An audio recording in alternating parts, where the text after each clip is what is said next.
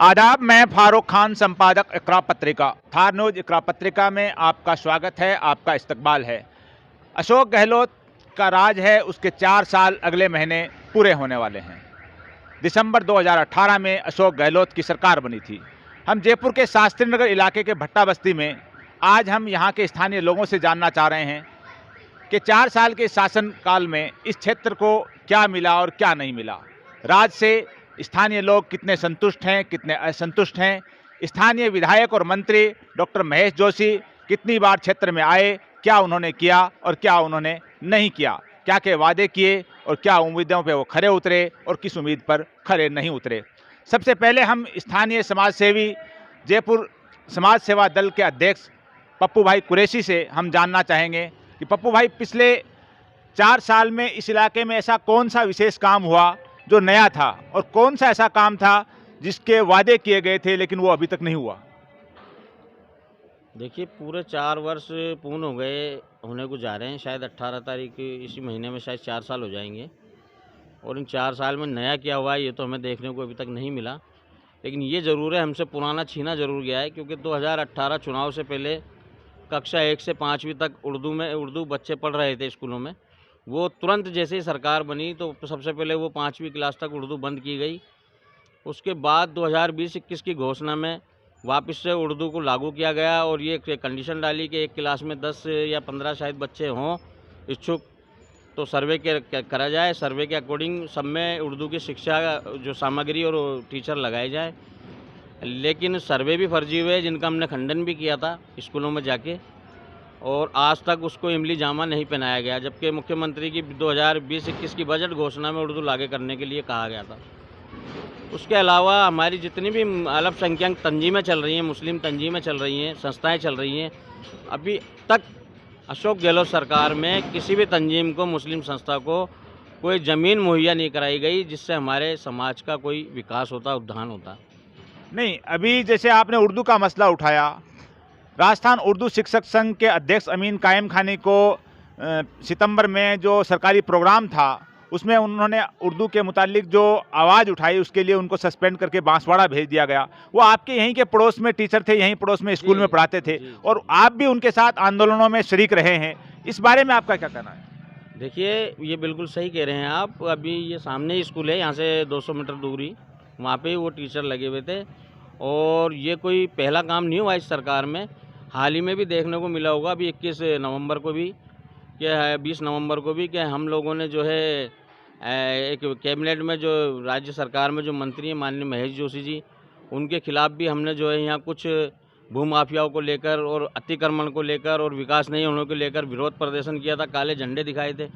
Same जैसे यामीन भाई क्याम खानी के लिए हुआ था, अभद्र भाषा, धक्का मुक्की, उससे भी बड़ा यहाँ देखने को मिला कि हमें विरोध प्रदर्शन करने पर झूठी धाराओं में मुकदमे लगाकर बंद किया गया। ऐसा दोहराया जैसे अंग्रेजी ब्रिटिश हुकूमत वापस जो राजस्थान में दिखाई जा रही हो। तो हम क्या मुसलमानों का अपने विकास के लेकर आवाज़ उठाना। पहली बात तो हम कांग्रेस को वोट क्यों डालते हैं? हम कांग्रेस को वोट इसलिए डालते हैं कि कांग्रेस सरकार से हम अपेक्षा करते हैं वो निष्पक्ष सरकार है।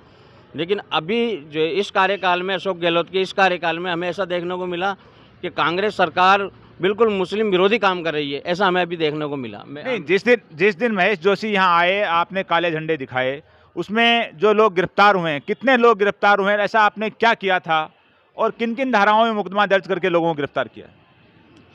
देखिए, माननीय महेश जोशी जी यहाँ एक कब्रिस्तान के नाम से डंडे के लिए आए थे, लेकिन मैंने कल एक वीडियो भी डाला था, वो कब्रिस्तान का नहीं है, क्योंकि वो डंडा जिस चरपेटे में दिया जा रहा है वो रोड के लिए, ढकने के लिए दिया जा रहा है, और वो रोड बिगर वक्फ बोर्ड की अनुमति के नगर निगम द्वारा डलाया गया है और कब्रिस्तान की जगह में से, वक्फ बोर्ड की जगह में से डलाया गया है।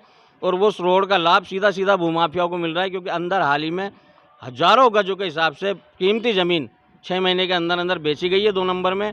उनको रास्ता देने के लिए वो रोड डाला था और उस रोड को कब्रिस्तान से की सीमा से बाहर दिखाने के लिए डंडा किया जा रहा था। और हमने उस डंडा, रोड और भूमाफिया और विकास को नहीं होना, इन सबको लेकर विरोध किया था। विरोध करने के बाद जो है हमारे 4 आदमी, जिसका एक में साहिल है, छोटू, फ़हीम, फिरोज और बाबू का तो प्रदर्शन में कोई लेना देना भी नहीं था, वो तो खाली सच्चाई के लिए पोस्टें किया करता था। इनको जेल में भेजा गया। 332 453 लगाई, जबकि 332 बनती है पुलिस से हाथापाई करने की, जो हमने की नहीं। कोई सबूत नहीं है, हम कमिश्नर साहब से भी मिले, कोई सबूत नहीं है। रोड जाम, या रोड है नहीं, रास्ता है कॉलोनी का, वो भी हमने बीच रोड पे खड़े नहीं हुए, हमने रोड जाम किया नहीं। सीधा सीधा तानाशाही हिटलर रवैया अपना करके हमारी आवाज़ को दबाने की कोशिश की गई है। मतलब एक तानाशाही से स्थानीय लोगों की आवाज़ को दबाने की कोशिश की गई। और कब्रिस्तान के अंदर जो रोड निकली है उसके लिए वक्फ बोर्ड की एनओसी नहीं है, यही आप कहना चाहते हैं? बिल्कुल, मेरी वक्फ बोर्ड में बात हुई है, मैंने बात करी है कि भाई ये जो डंडा हो रहा था ये रोड को ढकने के लिए, कब्रिस्तान का डंडा तो सामने हुआ पड़ा है और डंडे के अंदर से रोड दी गई है और रोड को छोड़ के फिर डंडा हो रहा है। तो साहब ये तो कब्रिस्तान की जगह है। मैंने जानकारी ली भी, तो वहाँ से मेरे को मैसेज मिला हमारी कोई अनुमति नहीं है, जबकि यहाँ पर 50,000 की आबादी, 4 वार्डों में 50,000 की आबादी में पानी की ये पहले से टंकी बनी हुई है 25 साल पहले की, जब 25% जनता थी, अब 100% है। उसके लिए हमने 2019 से चिट्ठी चला रही है पानी की टंकी की। माननीय महेश जोशी का लगातार ये कहना था वक्फ बोर्ड से अनुमति मिलेगी कब्रिस्तान की जगह के लिए, तब हम टंकी बनाएंगे। उसके बाद 2020 में हमने वक्फ बोर्ड से अनुमति भी ले ली, तो फिर ये बहाना ले दिया कि पानी की टंकी का एरिया ज़्यादा है, 30 बाई 30 मीटर का है, इन्होंने 15 बाई 15 लिख दी। तब उन्होंने उसको टहला दिया, फिर उसको वापस से सही कराई चिट्ठी को, फिर दोबारा अभी जगह वगैरह की नाप तोल हुई, फिर कैंसिल करा दिया। तो माननीय महेश जोशी की करनी और कथनी में यहाँ फ़र्क नज़र आता है कि सही काम के लिए तो वो लीगल कार्रवाई का हवाला देते हैं और गलत कामों के लिए, गलत संरक्षण के लिए वो कानून और को ताक में रखकर काम करते हैं। और दूसरी बात मैं सरकार के लिए ये भी कहना चाहूँगा, अभी हाल ही में ऐसा इसमें जो कब्रिस्तान में टंकी की एनओसी वक्फ बोर्ड ने जारी कर दी थी। जी बिल्कुल, और वो टंकी का आज तक कोई शिलान्यास नहीं बनी है। 3 बार टेंडर हो चुका। अभी स्थानीय पार्षद इस बारे में आपको रोशनी डाल देंगे। 3 बार टेंडर हो चुका और 3 बार खारिज हो गया किसी ना किसी भाईने से। दूसरा मैं सरकार के लिए भी कहूँगा, अभी हाल ही में अल्पसंख्यक छात्रों के लिए जगह पास की थी, छात्रावास जगतपुरा में जगह पास की थी। वो जगह भी किसी ना किसी भाईने को लेकर वापस रद्द कर दी गई है। उसके लिए भी हमने अल्पसंख्यक जो आयोग है हमारे रफ़ीक खान जी, उनको एक डेलीगेशन दिया था। उन्होंने मैं आश्वस्त किया था कि आपको हम 8-10 दिन के अंदर अंदर इसका कोई निर्णय कर देंगे। हमें लगता है हमें जाते जाते पूरे 5 साल में एक ये चीज़ देने जा रहे थे, वो भी वापस छीन ली गई है। तो फिर एक बात बताइए, जब हम वोट डाल रहे हैं, सरकार में पूरी भागीदारी निभा रहे हैं, उसके बाद भी हमारे काम नहीं होंगे तो क्या हम रोड पे खड़े होने का भी हमारा अधिकार नहीं है? क्या हमें काले झंडे दिखाने का भी अधिकार नहीं है? और इतना सब कुछ होने के बाद भी ये लोग हमें जेल में डाल देते हैं। हमें इनके दादा गुंडे जो होते हैं वो फेसबुकों के माध्यम से धमकाते हैं, हमें जान से मारने की धमकियाँ देते हैं। मतलब हमें पूरा मतलब एक तरीके से जैसे एक ब्रिटिश हुकूमत में जैसे हम फिल्में देखते हैं, अंग्रेजी हुकूमत की जो फिल्में दोहराई जाती हैं, पूरा हमारे साथ वो भूमिका राजनेताओं द्वारा निभाया जा रहा है, प्रशासन द्वारा निभाया जा रहा है। उच्च अधिकारियों को हमारे खिलाफ गुमराह करते हैं। स्थानीय जो प्रशासन है वो सब प्रशासन मंत्रियों के कहने पे चल रही है, कानून को ताक में रख के काम कर रही है और उच्च अधिकारियों को हमारे खिलाफ गुमराह कर रही है। लेकिन जब उनको सच्चाई पता लगती है तो फिर कुछ दूसरा रूप देखने को मिलता है। इनकी पीड़ा ये है कि यहाँ कुछ दिनों पहले जो मंत्री हैं स्थानीय विधायक महेश जोशी ने यहाँ से सड़क का जो शिलान्यास वगैरह किया, उसका इन्होंने विरोध किया और काले झंडे दिखाए, तो इनके 4 साथियों को गिरफ्तार कर लिया गया और उसमें जो धाराएं लगाई वो धाराएं भी ऐसी लगाई जैसा जुर्म उन्होंने नहीं किया था। यानी एक लोकतंत्र में जो काले झंडे किसी असंतुष्टि पे दिखाए जाते हैं उसके एक तरह का उसको गुनाह माना और इनके 4 साथियों को गिरफ्तार कर रखा है। मैं अल्पसंख्यकों को क्या दे रही है सरकार, कांग्रेस सरकार? हमारे 9 या 10 कितने लोग जीत के नुमाइंदे विधानसभा में गए, कैबिनेट मंत्रालय एक को मंत्रालय दिया, वो भी किसी काम का नहीं है। किसी को कोई ऐसा दर्जा दिया? मतलब 16-17%, 20% वालों को तो आप मुकाम दे नहीं रहे जो हमारे समाज का विकास हो सके, और 4% वालों को आप बुलंदी दे देते हो, दर्जे देते हो, जब बड़े बड़े कैबिनेट में मुकाम दे देते हो। तो ये सौतेला व्यवहार बीजेपी, आप हमें बीजेपी से डराते हो, आप हमें आरएसएस से डराते हो, फिर आपकी कथनी और करनी में फ़र्क क्यों? आप भी वही रवैया, वही चाल क्यों चल रहे हो? तो आप साहब कहो ना, आप भी हमारे खिलाफ हो।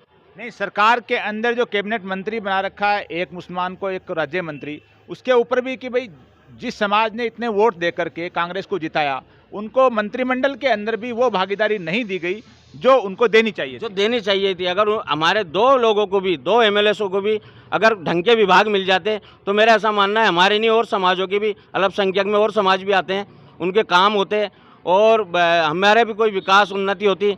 लेकिन आप देख सकते हो, एक काम अल्पसंख्यकों के लिए, एक काम अगर अशोक गहलोत जी या उनकी सरकार का कोई मंत्री गिनवा दे कि कोई नया एक भी काम हमारे समाज के लिए अगर किया हो तो हम उनकी माने कि हाँ हमारा काम किया है, बल्कि हम उनसे जो काम मांगते हैं, जिनके वो वादे कर चुके हैं, जिन्होंने चुनाव 2019 के 2018 की चुनाव घोषणा में भी उन्होंने जो वादे किए थे वो वादे भी पूरे नहीं किए, और जो उन्होंने बजट में हमारे लिए काम उर्दू वगैरह के लिए कहा वो भी आज तक नहीं दिया। और जब हम उनके लिए रोड पे खड़े होते हैं, उन कामों के लिए मांग करते हैं, तो हमें जेलों में डाला जाता है। जो वादे घोषणा पत्र में किए थे, जो वादे बजट के अंदर किए थे, जो घोषणाएं हुई थी, उनका भी क्रियान्वयन नहीं हुआ है, और अगर उसके लिए मांग की जाए, विरोध किए जाए, तो उसके लिए काले झंडे दिखाने पे जेल में पटक दिया जाता है। ये पीड़ा है इनकी। हमारे बीच नौशाद मैडम, आप इसके बारे में क्या कहना चाहेंगे? सर, मैं ये कहना चाहूँगी कि जो भी अभी पप्पू भाई ने कहा है वो सारी बातें बिल्कुल ठीक है। अगर इसके पीछे कोई आवाज़ उठाता है तो उस आवाज़ को बंद कर दिया जाता है, या तो उनको जेल में डाल दिया जाता है या उनको तड़ी दी जाती है।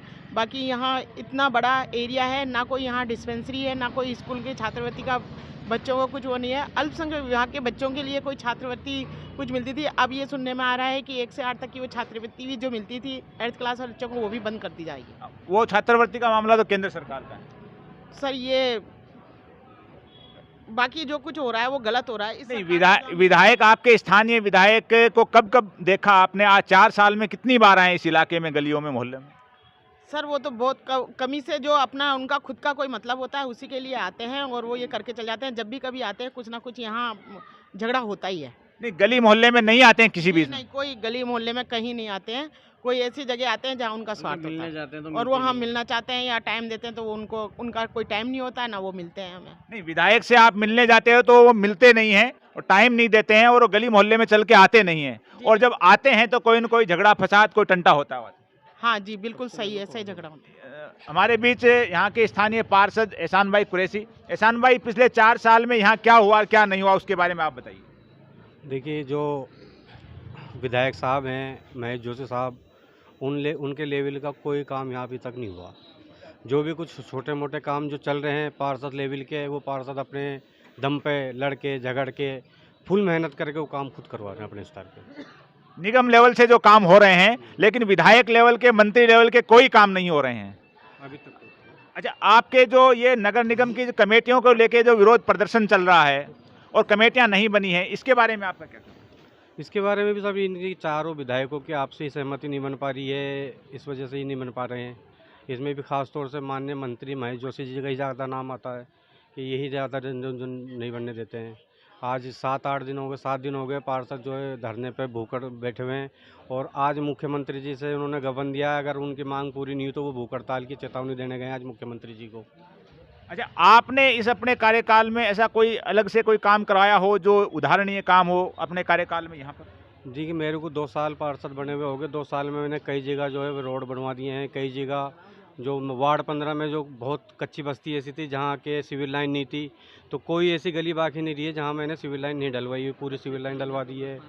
बाहर कब्रिस्तान के गेट के बाहर मैंने एक वजूखाना बनवा दिया है, और काफ़ी जगह मतलब रोड लाइटें और सिविल लाइनें, रोड जो ज़रूरत के काम है वो पूरे करीब करीब करवा रहा हूँ, और बाकी कुछ और हैं जो होने बाकी हैं। आपके क्षेत्र में यहाँ जो विधायक हैं महेश जोशी, जो मंत्री भी हैं, वो गली मोहल्ले में कब कब आए हैं इस 4 साल में? कभी आपने देखा, कभी उनसे बात की है, कभी मिले हो आप? नहीं, वो कभी भी नहीं आए। वो सिर्फ आते हैं तो सिर्फ अपने लोगों से मिलके अपने कमरे में अपनी जो बातचीत करनी है वो करके चले जाते हैं। स्थानीय लोगों की कोई परेशानी है या कुछ दिक्कत है वो कभी आज तक उन्होंने नहीं पूछी, ना जाननी चाहिए उन्होंने। उनके बंगले पे कभी गए हो आप? गए हैं लेकिन कभी हम मिल नहीं पाए उनसे। उनके बंगले पे गए हो लेकिन मिल नहीं पाए, और वो आपके बीच में आते नहीं हैं? यहाँ कभी नहीं देखा हमने उनको। ये जो अभी थोड़ा विरोध प्रदर्शन हुआ था तब देखा था, वो भी बस, बाकी उसके अलावा कभी दिखाई नहीं दिए यहाँ। बोलते हैं अमीन भाई, उनको सस्पेंड, उन्होंने बोला, उन्होंने आवाज़ उठाई अल्पसंख्यक के बारे में तो उनको सस्पेंड कर दिया गया। अब जो भी कोई आवाज़ उठाता है उसको डरा देते हैं, धमका देते हैं, और डर की वजह से कोई बोलता नहीं है। मैडम का ये कहना है कि यहाँ जो डर के मारे लोग बोलते नहीं हैं। अमीन कायम खान उर्दू शिक्षक संघ के प्रदेश अध्यक्ष ने जब बोला तो उनको सस्पेंड कर दिया, और यहाँ जब काले झंडे दिखाए गए तो 4 लोगों को गिरफ्तार कर लिया। लोगों में एक कांग्रेस की सरकार ने, अशोक गहलोत की सरकार ने एक टेरर पैदा कर रखा है कि लोग अपनी आवाज़ नहीं उठाएं। अगर उनको आवाज़ उठाए तो उनको अंदर पटक दिया जाए या उनको सस्पेंड कर दिया जाए। इस डर के मारे लोग बोलना नहीं चाहते हैं। ये लोगों की एक पीड़ा है। मैं एक बात ये कहना चाहता हूँ मैंने 2 साल में माननीय मंत्री महोदय महेश जोशी जी को 2 मरतबा तो मोहल्ला क्लिनिक के लिए चिट्ठी दे चुका हूँ, लेकिन आज तक उस पर कोई कार्रवाई नहीं हुई है। 2 बार दे चुका हूँ, 2 चिट्ठी। उसके अलावा जो यहाँ 90 फुट रोड कब्रिस्तान ग्राउंड में पानी की टंकी बनती है, लगभग साल भर होगा मुझे चक्कर काटते काटते, बस आज बनती है, 10 दिन रुक जाओ, महीने रुक जाओ, 10 दिन रुक जाओ, फिर अधिकारी कहते हैं टेंडर कैंसिल होगा, फिर दोबारा टेंडर होगा। अभी कुछ समय पहले उन्होंने यहाँ की कुछ नाप तोल भी करी है, अब देखो आगे क्या होता है। उसके अलावा जो है पूरे वार्ड में पानी की लाइन के लिए अनेकों चिट्ठियाँ दे चुका हूँ कि पूरी वाड़ी में पानी की लाइन ऐसी झरझर हुई पड़ी है जिससे गंदा पानी लोग पीने पे मजबूर हैं। हालत ये रहती है पानी की कि पीना तो दूर, हम उसको हाथ में नहीं ले सकते, ऐसे हालत पानी की रहती है। नहीं तो वो तो खुद वाटर मिनिस्टर हैं। बिल्कुल वाटर मिनिस्टर है, उसके बावजूद भी ये हाल है। मतलब जो खुद वाटर मिनिस्टर के विधानसभा का ये हाल है कि जो वाटर लाइनें हैं वो जर्जर हो चुकी हैं और इनमें सीवरेज का पानी मिला हुआ आता है, जिससे लोग परेशान हैं। बिल्कुल, इससे लोग परेशान हैं। ऐसी कोई गली नहीं है जहां 2-4 दिन में 5 दिन में वाटर वर्क्स वालों को बुला करके वो लाइन को सही नहीं करवानी पड़ती हो। नहीं मनोषा जी, आप तो महिला हैं, जी सर, हम यहाँ इलाके में रहती हैं, तो पानी की क्या जी समस्या है? कच्ची बस्ती में राजीव नगर गड्ढे वाली मस्जिद के ऊपर से जो पानी जाता है वो हर रोज इतना गंदा पानी जाता है, जैसे कि गटर का पानी है। पूरा घर, जिनके घरों में पानी जाता है, पूरा घर है ना सिड़ जाता है, इतना बदबूदार पानी आता है। 2-3 बार तो बोतल भर भर के यहाँ के जो पार्षद जी हैं जाहिद निर्माण जी, उनको भी हम दे चुके हैं, और भी उनके आसपास में जो रहने वाले हैं, उनके साथ में जो महेश जी के साथ में जो रहते हैं, उनको हम दे चुके हैं, लेकिन वहाँ कोई सुनवाई नहीं होती। आज तक उसी गंदे पानी को पीते हैं लोग। मतलब ये गंदा पानी पीने को मजबूर हैं और इस मसले का जब कोशिश की, कोई समाधान करने की कोशिश नहीं हुई। कोई समाधान नहीं होता है सर, और आते हैं वो किसी को भेजते भी हैं, वो जरा सा खड्डा खोदते हैं और कहते हैं आपका देखो सही आ गया है, नालियों में पाइप पड़े हैं, उसको आप ही निकलवाओ, आप ही करोगे तभी होगा। तो भाई यहाँ किससे झगड़े होंगे इसमें? आप आके थोड़ा सा देखो तो सही है, नाली के पानी से ऐसा पानी नहीं आता है, वो बिल्कुल गटर का पानी आता है, लेकिन फिर भी उसकी कोई सुनवाई नहीं हो रही। आज हमें 2 साल हो गए बराबर से इसके लिए शिकायत करते हुए, लेकिन हमारी कोई सुनवाई नहीं हो रही। 2 साल हो गई गंदे पानी के पीने के लिए मजबूर हैं और कोई शिकायत की कोई सुनवाई नहीं है। ये हाल उस इलाके का है जहां चुनाव के अंदर कांग्रेस को एक तरफा वोट पड़ते हैं, जहां बूथ पे 90-95% वोट पोल होते हैं और एक तरफा वोट पोल होते हैं, और इन्हीं वोट से कांग्रेस की सीटें हैं वो बढ़ करके 100 का आंकड़ा पार की। और जी जी, मैंने 2-3 बार चिट्ठी दी है। यहाँ पीछे जो ज़मीन पे भी अतिक्रमण कब्जे हुए हैं, उन ज़मीनों के हवाले से मैंने 2-3 बार चिट्ठी दी है कि 50,000 की आबादी है, एक समुदाय केंद्र बन जाए, लेकिन उस पर महेश जोशी जी ने अभी तक मोहर नहीं लगाई। लेकिन वो 6 महीने में जगह लगभग 80% ख़त्म हो गई। उस पर महेश जी ने अपने आदमियों से कब्जे ज़रूर करवा दिए, मोटे दामों में बिक्री कर। उस जमीन पे अतिक्रमण हो गया? बिल्कुल अतिक्रमण नहीं, मकाने बन गए, जबकि मेरे पास रिकॉर्ड है। मैंने चिट्ठी दी थी कि साहब यहाँ पे समुदाय केंद्र बना दिए जाएँ ताकि गरीब आदमियों की शादी, बच्चों की शादी सस्ते पैसों में, अपने 1000-2000 में जो भी फीस लगती है उसमें हो जाए, लेकिन कोई ध्यान नहीं दिया गया। एक बार ये लोग भी कुछ बोलना चाहते हैं। जी जी, आप बोलिए। आपका क्या नाम भाई? आबिद नाम है मेरा। जी बोलिए। अली सर, मेरा ये है कि यहाँ पे ये कोई गुंडे, बदमाश, कोई आतंकवादी रहते हैं कि सर भट्टा बस्ती में सर्किल से लेके 2 चेक पोस्ट मिलती हैं। आप और दूसरे एरिया में जाइए, 3 किलोमीटर 4 किलोमीटर के एरिया में चेक पोस्ट है। यहाँ एक चेक पोस्ट मिलेगी, हमें पानी की टंकी मिलती है, एक मिलती है यहाँ पे कोल्ड ड्रिंक वाले के यहाँ पे जूस पे सुभाष कॉलोनी, एक मिलती है सर्किल पर, एक मिलती है यहाँ पे हाउसिंग बोर्ड में। मतलब आपकी पीड़ा ये है कि जगह जगह जो चेक पोस्ट हैं, हाँ। क्या यहाँ कोई गुंडे, बदमाश, आतंकवादी थोड़ी रहते हैं कि हर जगह हर चौराहे पे चेक पोस्ट मिले? आपको क्या क्या परेशानी है ऐसी चेक पोस्ट? परेशानी आते जाते रोकते हैं, कहाँ से आ रहे हो, गाड़ी नंबर बताओ, क्या नाम है, ये है, 10 तरह की बातें सवाल करते हैं, टाइम वेस्ट करते हैं। सर्किल से लेके यहाँ 2 चेक पोस्ट हैं, 2 कावटे सर्किल से लेके यहाँ 2 चेक पोस्ट है। आगे बताइए सर, कोई हाईवे रोड है या कोई आगे और ये एक कॉलोनी अलग अलग पीड़ा है इस क्षेत्र की कि यहाँ हर चौराहे पे चेक पोस्ट पुलिस की बना रखी हैं, और इस भाई का कहना है कि यहाँ कोई आतंकवादी, कोई अपराधी थोड़ी रहते हैं कि हर जगह चेक पोस्ट जो आने जाने वालों को जो परेशान करते रहते हैं, रोकते रहते हैं। और कोई भाई इस मुद्दे पर? जी जी बोलिए भाई। सर, इनके खिलाफ अगर बोलेंगे तो कोई बोलेंगे तो उनको जेल के अंदर डाल देंगे। नहीं, जेल के अंदर क्यों डाल देंगे? डर से कोई भी नहीं बोलेगा ना। नहीं, डरता है ना जो इंसान। जो लोग कह रहे हैं कि जेल के अंदर डाल देंगे, कभी आप उनसे पूछो क्यों डाल दोगे? तो वो उनसे ना सवाल कर सकते हैं कि मैं क्यों बोल सकता हूँ, वो बताएंगे ना कि क्यों डालेंगे जेल में।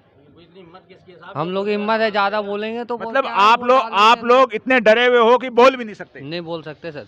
ये पीड़ा है राजधानी की, जहां अशोक गहलोत के शासन में उनके निकट जो मंत्री हैं, महेश जोशी कैबिनेट मंत्री हैं, उनका विधानसभा क्षेत्र है, जहां लोग बोलने से भी डरते हैं, और चेक पोस्ट अलग लगा रखे हैं, और पीड़ा आपके सामने जो बताई है स्थानीय लोगों ने, और वो उस बस्ती की पीड़ा है जहां एक तरह के 100% वोट हैं कांग्रेस को जाते हैं और कांग्रेस का शासन स्थापित होता है।